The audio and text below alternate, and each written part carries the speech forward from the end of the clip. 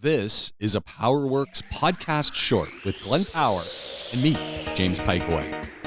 You sent me a further video or some images of, again, another Tesla owner doing more Tesla upgrades. Yeah, we've got another one in for that, yeah. We're starting to get a bit of a name for ourselves for it. I started doing a little bit of research because I thought, is this, I never think of mods on Teslas. And apparently this is a big market. I mean, not just here, but Tesla owners want to do brakes, seem to be the big one, and other things. Like there's a lot of modifications now that you can, aftermarket mods you can do on a Tesla. Yeah. I was surprised. We just search for them now because it was... The one that you sent me, you've done brakes before on one and put, I guess, larger brakes. Yeah, that's right. Drilled and grooved as well, yeah. And so is that to help it stop faster, or is that just vanity? Probably both. Okay. To be fair, the brakes that we put on it were...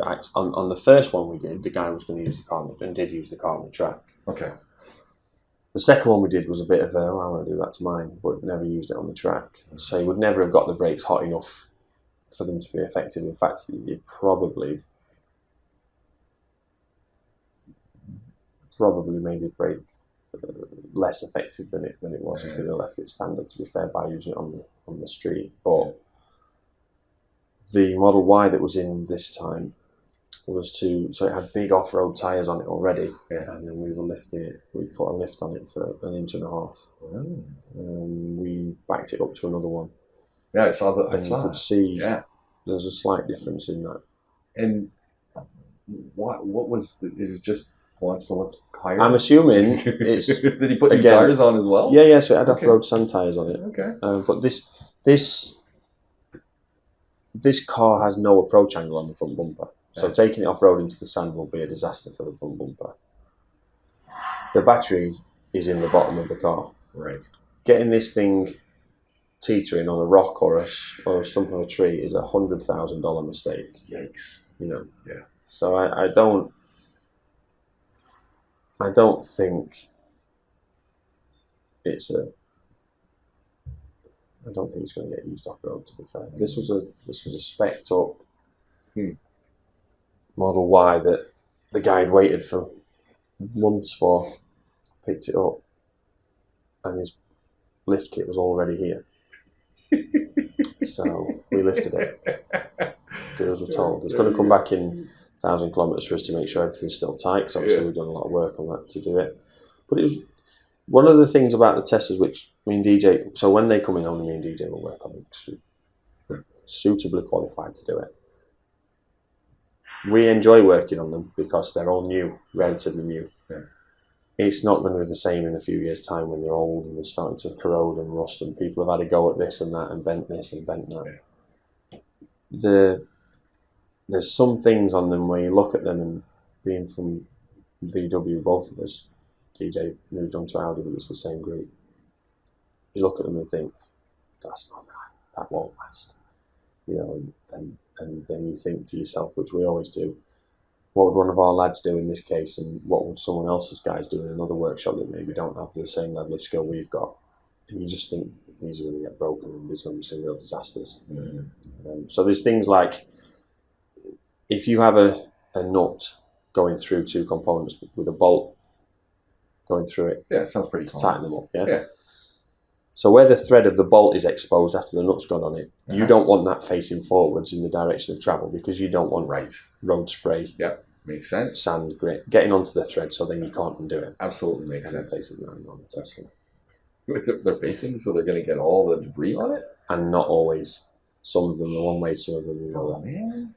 Yeah. Like that's auto design 101. Yeah. So we've actually... So what do? Cover them then? Put a little cover on it? We just put them the other way around. We put it back together. Do you think that that's just an error at assembly? That someone hasn't been thinking? There is... Had it been consistent... So to be fair, the Model Y and the Model 3s that we've had, there wasn't that much difference with the setups. Very little difference with the setups. And that's a very, very clever way to build cars. Yeah.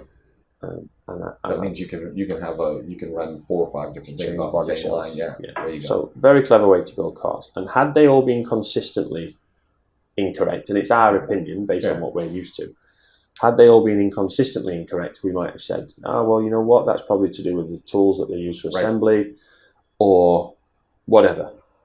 But they weren't. There was inconsistency. So it must be down to just whoever's on the line in that position. You think that would get caught by the quality control guys saying, hold on a second here.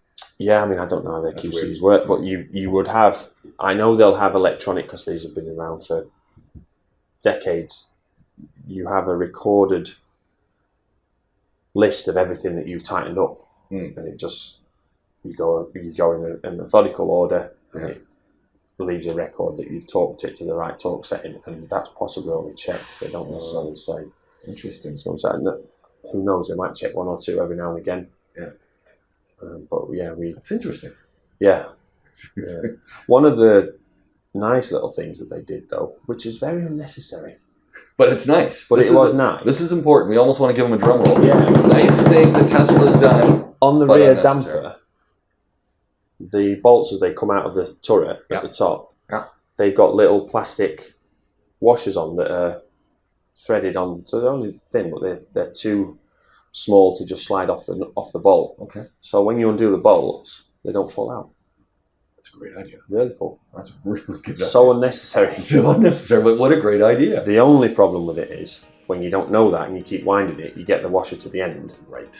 Don't realise it's going to be a problem, and then you can't get it back in. Yeah. And then really tight to wind on. Mm. But yeah, that was quite handy.